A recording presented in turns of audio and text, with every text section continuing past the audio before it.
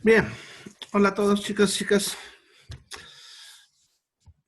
No se olviden de poner su nombre en el chat.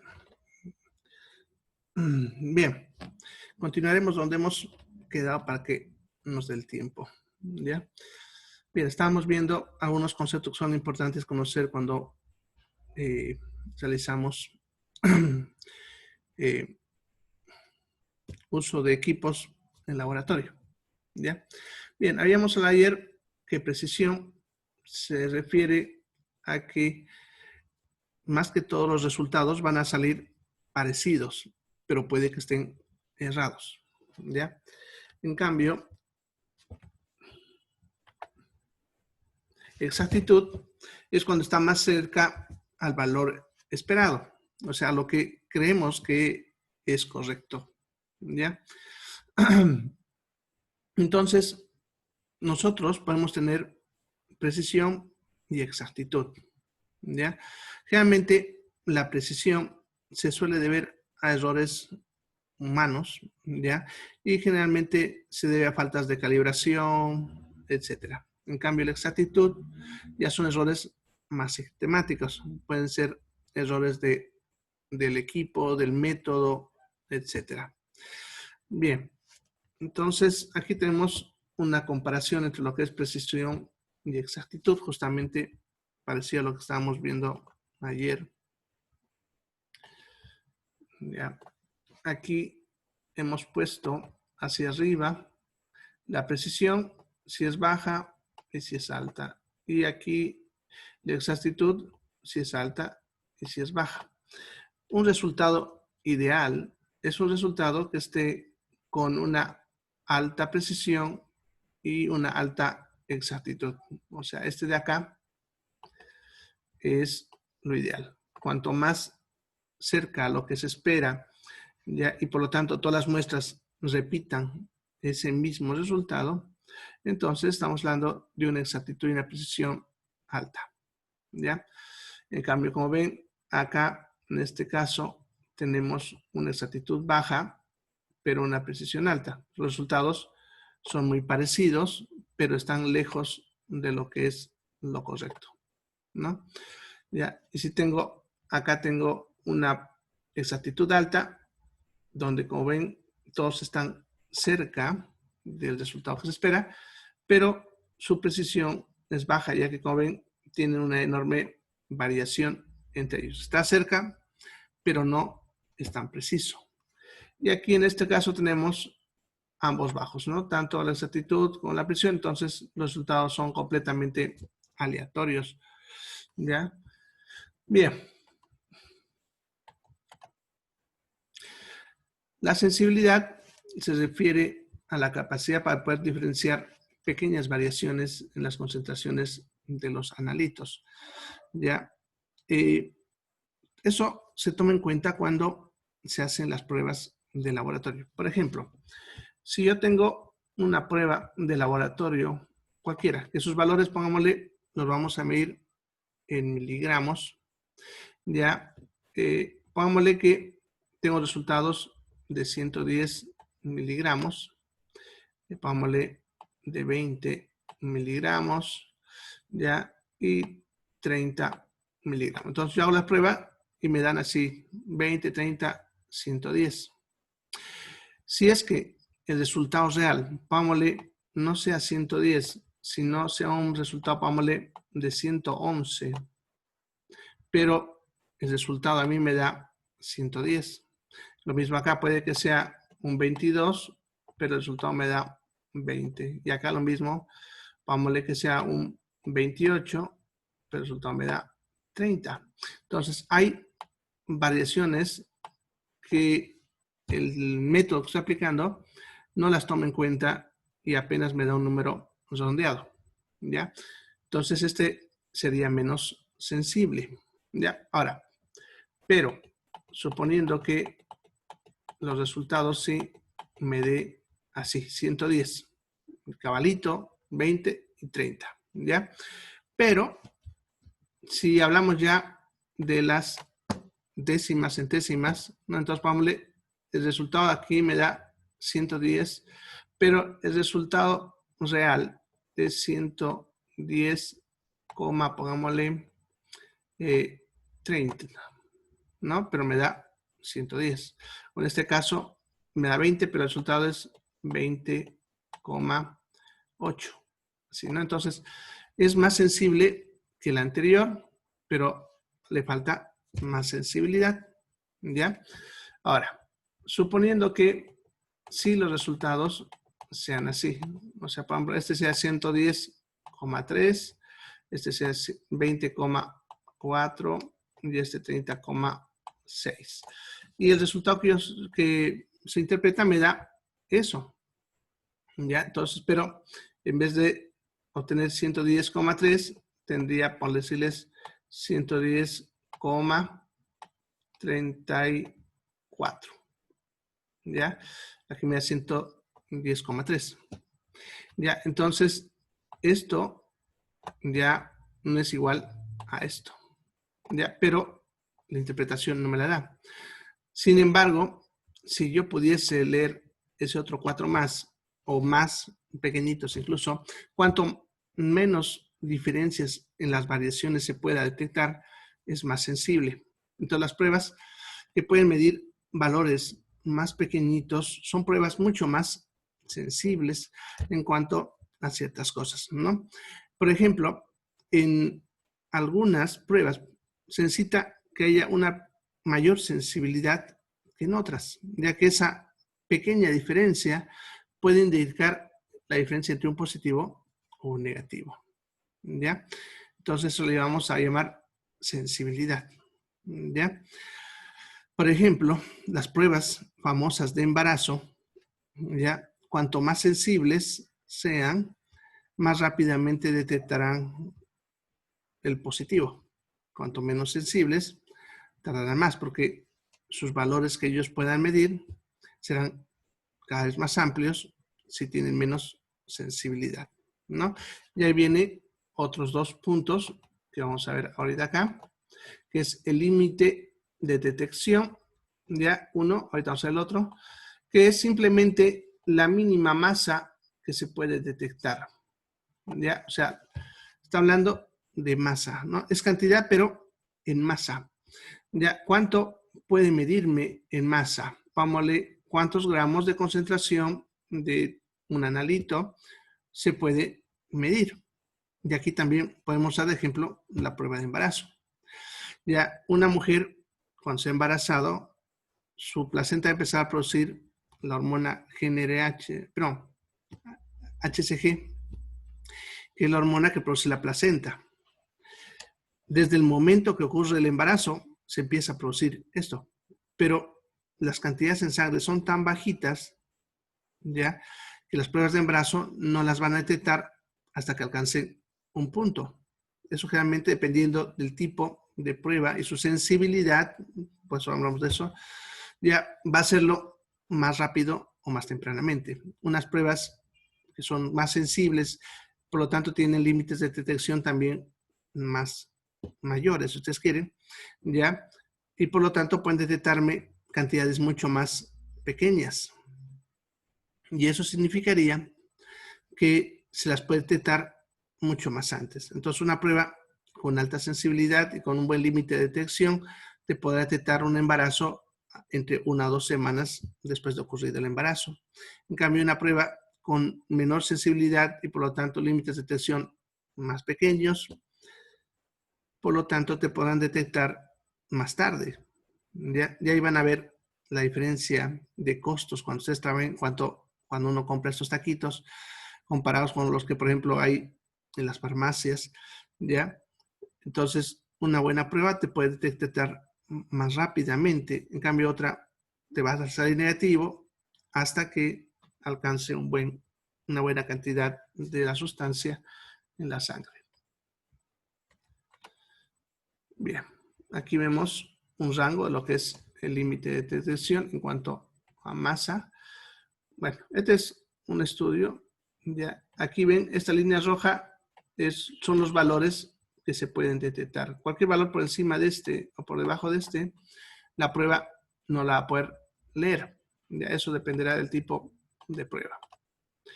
Luego tenemos el límite de cuantificación, ¿ya? En este caso, ya estamos hablando de lo que sería la menor concentración que puede detectar con precisión y exactitud razonables. Ya se refiere igual a la anterior también a una cantidad, solamente que en este caso de la concentración, de tal manera que te pueda dar un dato preciso y más exacto, ya que si las cantidades son muy pequeñas o son muy grandes, el resultado no podrá ser preciso y por lo tanto te marcará como un error. Los equipos a veces van a leer en ciertos límites, ¿ya? Y por lo tanto, cuando esté por encima de ese límite o por debajo de ese límite, el resultado que te puede dar va a estar lejos de lo que se espera y por lo tanto va a ser un error, tanto arriba como hacia abajo, ¿no? Entonces, eso se refiere como límite de cuantificación. Bien, luego está lo que se conoce como intervalo lineal. Básicamente se llama así porque se refiere a una línea que se grafica cuando se van midiendo diferentes valores. A ver, pero no lo tengo. Ya.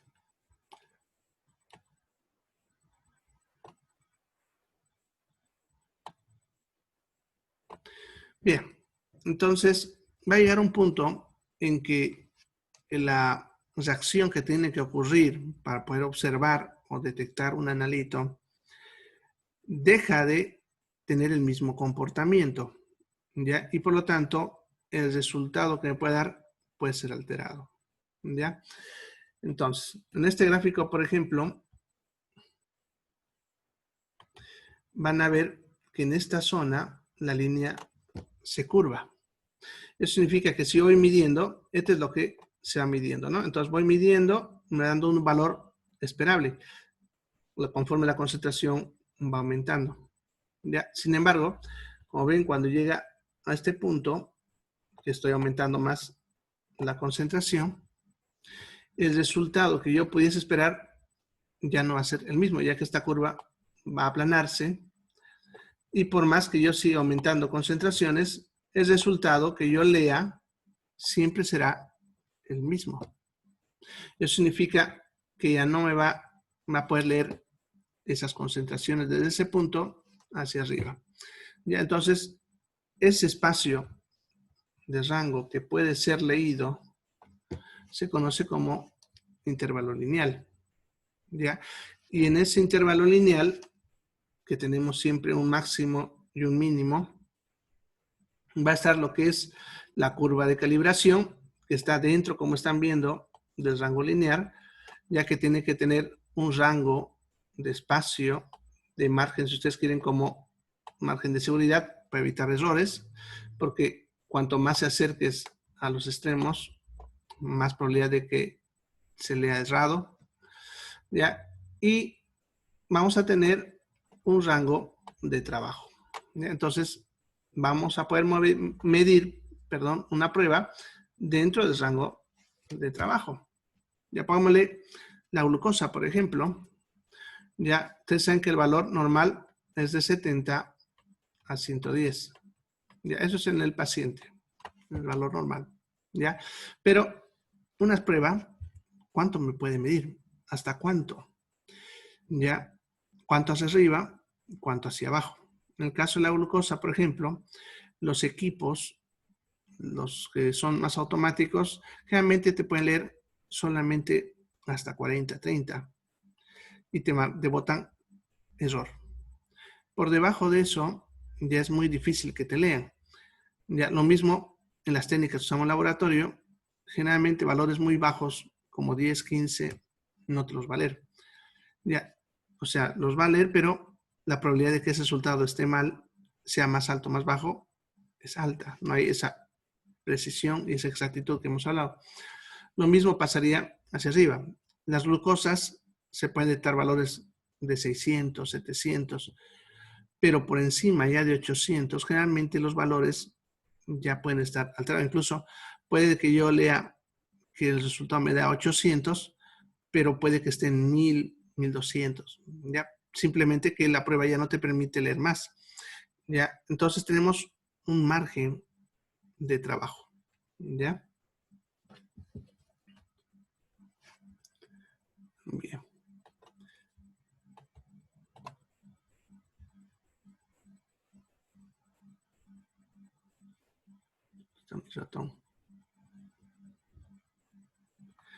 Bueno, entonces luego tenemos la selectividad, ¿ya? Como su nombre mismo lo dice, se refiere a que seleccione con menos interferencias un analito. Ya después le voy a mostrar los prospectos de los kits para que vean cómo se trabaja y estos datos los van a encontrar en los prospectos. Ya, entonces, cuando nosotros usamos reactivos que tienen menos capacidad de interferirse, o sea, de que nos dé un resultado alterado porque hay otra cosa que me está alterando ese resultado, ya, entonces hablamos de selectividad. Ya, cuanto una prueba tiene menos interferencia, es más selectivo. ¿Ya? Y por lo tanto, los resultados obviamente son más confiables. En cambio, si puede tener alguna interferencia con algún otro componente, en el caso del plasma, porque ustedes saben que hay muchas cosas, entonces tiene menos selectividad. Y en ese caso, la interpretación de resultados dependerá de quitar esas interferencias. Bueno, y hay otras características que también hay que considerar, como la velocidad a la que ocurre la reacción, la cual nos va a dictar el tiempo que tiene que durar una reacción, su facilidad y comodidad de trabajo, habilidades nuestras para procesarlo, el costo y disponibilidad de los equipos. Cuando hacemos pruebas hay algunas que son más caras, otras que son más baratas, dependiendo del equipo y cuánto cuesta conseguirlo. Bueno, y el costo que me va a costar procesar una muestra, ¿no? Que eso realmente es más baja en la mayoría, pero en algunas pruebas especiales requiere algún equipo especial, jeringa especial. Como se acuerdan cuando vimos gasometría, les dije que a veces algunos equipos usan sus propias jeringas específicas, ¿ya? Bien, entonces ahí sería el tema 1. Vamos a hablar ahora otro que es espectrofotometría, que ese de repente les vaya a gustar más.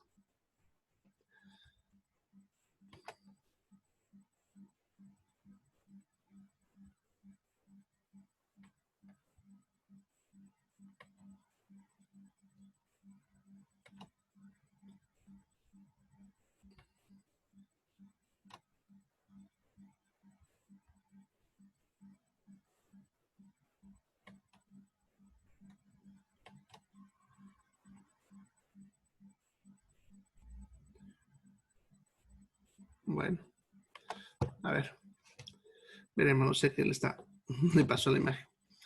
Bien, vamos a ver cómo se usa el espectrofotómetro, que es, y si nos da el tiempo les voy a mostrar con dos prospectos cómo se trabaja, ¿ya? Bien, espectrofotómetro o la espectrofotometría es el uso de la luz para hacer las medidas. Ya se hacen mediciones en base a los cambios del espectro de la luz, ¿ya? Para eso hay que recordar que la luz es una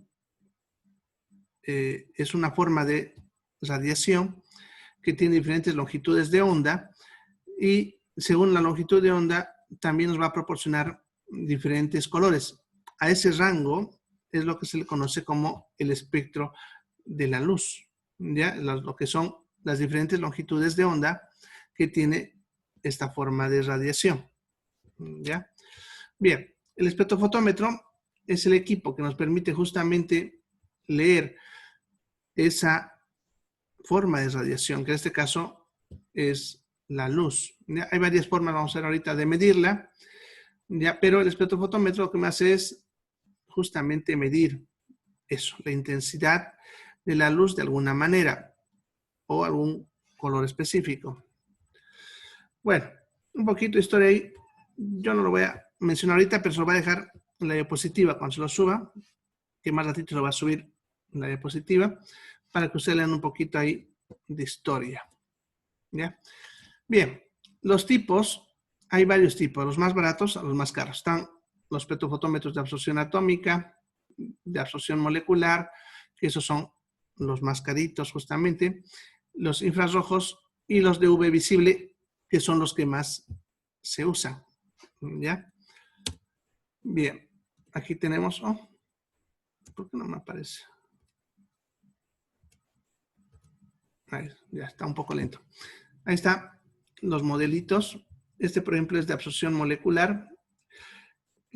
Muy difícil que lo encuentren acá porque son muy costosos. ¿Ya? El de absorbancia atómica, también muy caro. Y obviamente difícil que lo encuentren, pero estos son más sensibles. ¿Se acuerdan que hemos hablado de la sensibilidad? Este es un Smart Mini, es un portátil para pruebas rápidas. Y estos son los que más usamos en laboratorio, los que les decía, los de UV visibles. El que ven a la izquierda justamente es uno de los modelos que más usan porque son los más económicos. Ya ahí ven otro modelito que se puede conectar a ordenador. Ese es un modelo que se puede conectar a la computadora y los resultados bota directo a la computadora.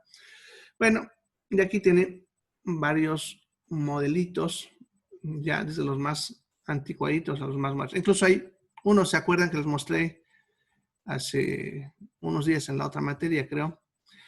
Uno viejito, ¿no? Que todavía lo usamos, ya que es más manual. Ya. Vamos a ver cuáles son sus componentes. A ver. Ahí está. Bueno, vamos a ver los componentes que se notan a simple vista y ahorita les voy a detallar también los otros que pueden estar por ahí, que no les muestro algo específico porque depende del modelo donde se encuentra. Ya todos van a tener un compartimento, ya que es el lugar donde se debe colocar las muestras. Ya, todos vamos a tener entonces ese lugar que siempre viene, como ven, con una tapa, a veces más grande, a veces más pequeñita. Entonces uno tiene que levantar esa tapita y ahí es donde se colocan los tubos de muestra de blanco o de estándar que hemos estado hablando. Van a tener una pantalla, ya los más viejitos, los analógicos, tienen una agujita y los más modernos tienen una pantallita en la cual te da el resultado, ¿no? Es una pantalla del LCD, pero tiene su sistema de teclado que varía mucho de un modelo a otro. Los más sencillos suelen tener solamente el teclado de desplazamiento, de tal manera que uno solamente lo prende y con esto va seleccionando opciones, algo así como hacen con los teléfonos, ¿no? Y una vez seleccionada la opción, te permite subir, bajar los valores, ¿no? Porque hay que poner lo que es el espectro de la luz que vamos a medir, ¿ya? Bueno, tenemos las teclas de lo que son estas de acá, ya que son para escribir cosas, insertar, seleccionar, etcétera, ¿no? Tenemos las teclas para hacer ajustes diferentes. Los de mode te permite cambiar dependiendo del tipo de lectura y dependiendo del equipo. Los más sencillos solamente tienen una opción, pero algunos pueden tener para medir diferentes cosas, ¿ya? Y entonces uno puede seleccionar ahí. Incluso hay algunos que tienen un modo para grabar programas, de tal manera que uno puede entrar ahí y grabar directamente aquí, por decirle, poner glucosa, que sea programa 2, por decirles, y uno aprieta ya y ya no necesita uno estar programando la absorbancia ni nada. Directamente el equipo ya lee.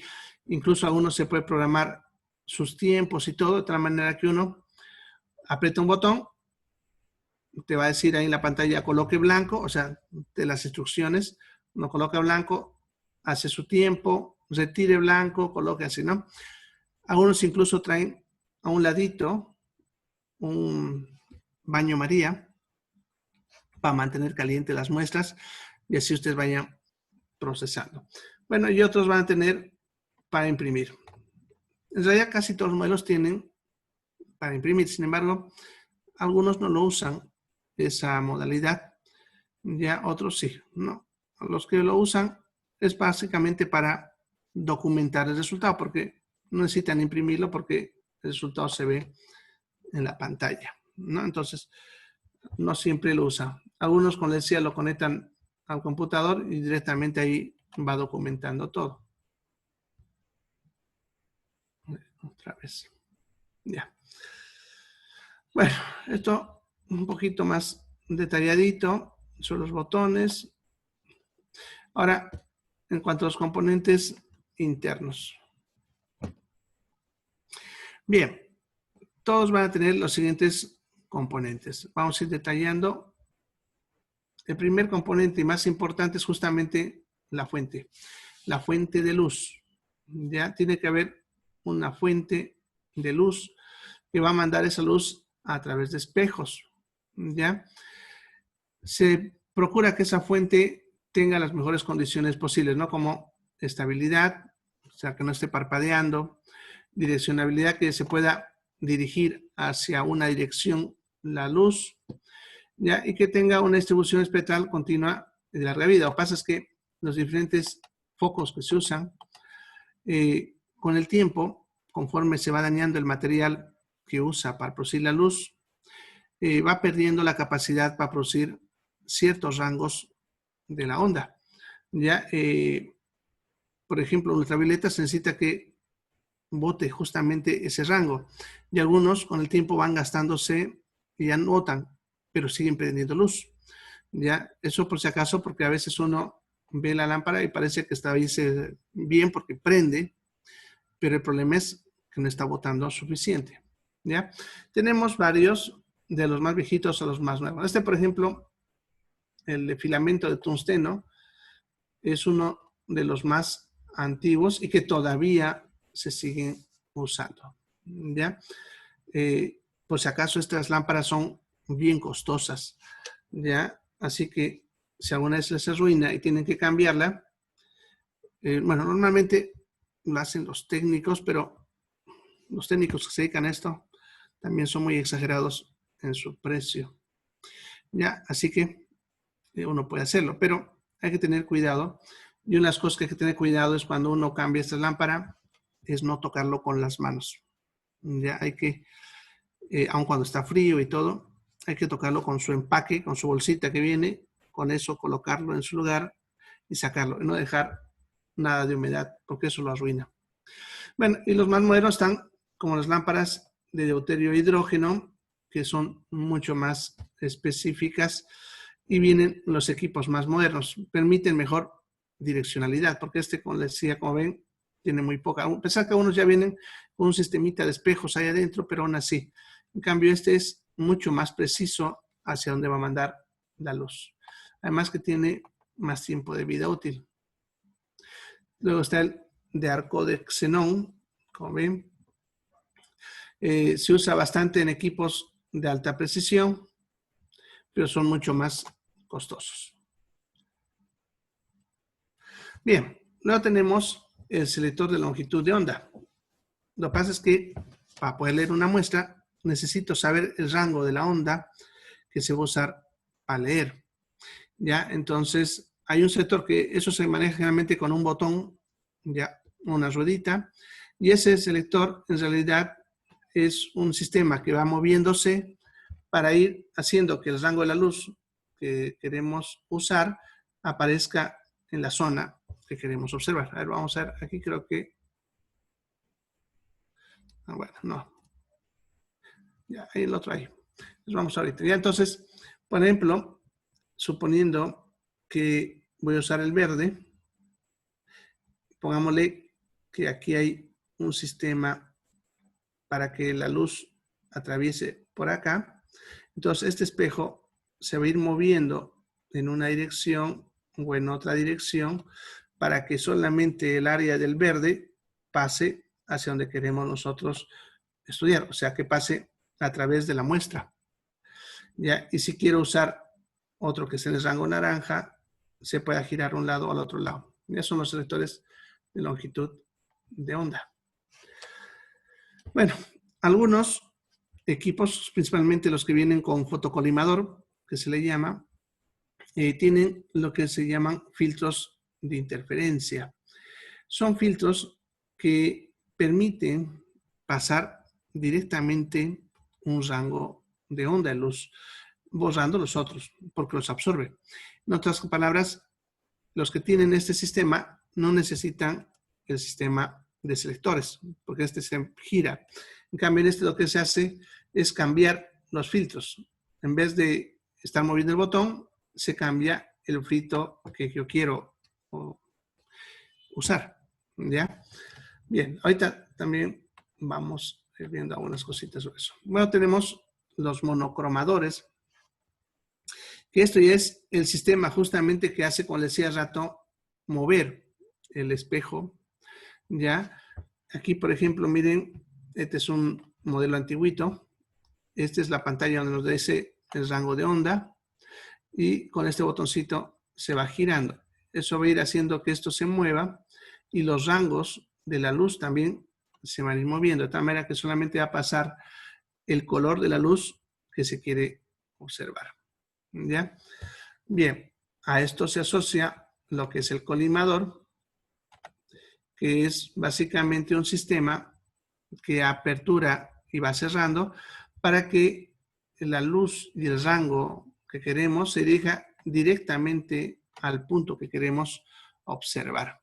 ¿Ya? Lo tenemos el detector, que es un sistema generalmente de piezas de cristales, que lo que hacen es detectar la luz o el calor, ¿no? Y estos detectores, según la cantidad de luz o calor que absorben, van a convertir eso en electricidad y eso lo va a mandar a la pantalla o al procesador para que el procesador haga los cálculos y lea el resultado. ¿Ya? Bueno, aquí tenemos ejemplos de dos detectores que responden a fotones y que responden al calor. Luego tenemos las cubetas, que son las piezas donde se van a colocar las muestras que vamos a estudiar. Son como los tubos de ensayo. Algunos equipos te permiten usar tubos de ensayo, algunos. Sin embargo, otros no. Generalmente los que son así como estas cubetitas, te dan mayor precisión. La cubeta depende mucho del equipo. Ya hay variedad. Aquí vemos una fotito donde ven las cubetas. Entonces, estas son de vidrio, ¿ya? Y como ven, es un vidrio gruesito y el líquido entraría en esta parte, acá. ¿No? En este es un poco más amplio, tiene para mayor cantidad. Eso también depende del equipo, como les decía. Y entonces te dan un rango de qué cantidad se puede meter ahí y eso se coloca para leer. Entonces aquí ponemos la muestra o el líquido que vamos a observar y esto es lo que se coloca en el espectrofotómetro para poder mirar o para poder en realidad leer, ¿no?, el equipo. Bien, ¿cómo funciona? Hay dos cosas que nos pueden dar los espectrofotómetros. Ya. Uno nos puede dar una información o un resultado sobre la naturaleza de la sustancia. ¿Ya? O sea, nos puede dar sobre qué sustancia es. Eso depende del programa que le coloquemos. Y otro, que eso es lo que usan más en otros tipos de laboratorios. Y otro que es la cantidad, que eso es lo que más se usa en el laboratorio clínico. Ya te mide la cantidad de una muestra específica. Bueno, aquí es una fotita para que vean los rangos de la luz. Ya aquí, como ven, la luz cuando se dispersa ya nos da colores de un extremo al otro y lo que es el espectro, ya como ven, va desde el ultravioleta hasta el infrarrojo y están los colores intermedios. La longitud de onda depende del color, como están viendo. Ya, por ejemplo, 750 para infrarrojo, por debajo de 400 para los ultravioleta. Aquí incluso les puse, no sé si está acá. A ver. Aquí está, ¿ve? Aquí están los intervalos de longitud de onda para los diferentes colores. Como pueden ver, ya para el violeta va de 400 a 435. ¿Ya? Y ahí están los diferentes rangos. Generalmente, si se acuerdan cuando les decía, cuando se hacen estas pruebas, lo que se hace es hacer que la sustancia que yo tenga en la muestra cambie de color. Por ejemplo, si pongo glucosa, va a haber una sustancia que cambie de color según la concentración de glucosa. Más glucosa, más color, menos glucosa, menos color. ¿Ya? Y entonces, por ejemplo, si es un color, pongámosle rojo, entonces para leerlo se tiene que leer en un rango de onda entre esto. Ya vamos a ver después, cada prueba tiene su estándar, ¿ya? Y según eso vamos a ir leyéndolo en el equipo. Por lo tanto, es importante saber la longitud de onda a la que se va a leer la muestra. Bueno, luego tenemos el espectrofotómetro de reflectancia, que en este caso es parecido al sistema, simplemente que este de aquí va a medir la cantidad de luz que se refleja. Ya en este caso, ya entonces la cantidad de luz entra a la muestra, una parte de la luz pasa y otra se refleja.